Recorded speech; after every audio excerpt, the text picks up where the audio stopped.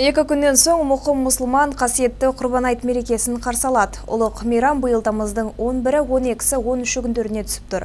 Ал 10-шы тамыз бұл Арапа, яғни әзірлік күні. Бұл күні әлемнің әр түкпіріндегі мұсылмандар жаратушы иеміздің разылығы үшін құрбан шалып, Алланың мейірім шапағатына бөленуге тырысады.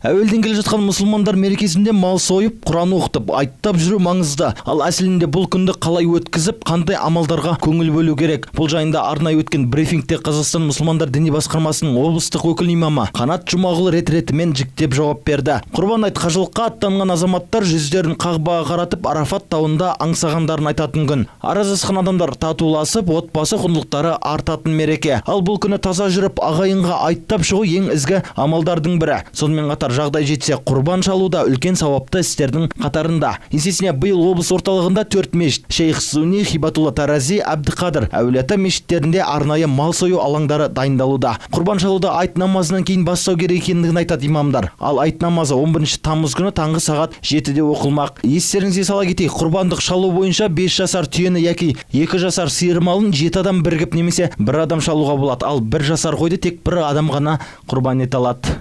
Құрбан айттың бірінші күні облысымыз бойынша және бүткіл республика бойынша айт намазы оқылады.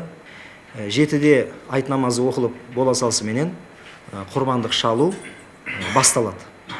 Құрбандық шалудың уақыты өзі сол айт намазынан кейін басталуға тиіс. Және де ең соңғы 3-ші күні ақшам намазы, яғни күн батқанға дейін құрбандық шалынып үлгеруіміз керек екен.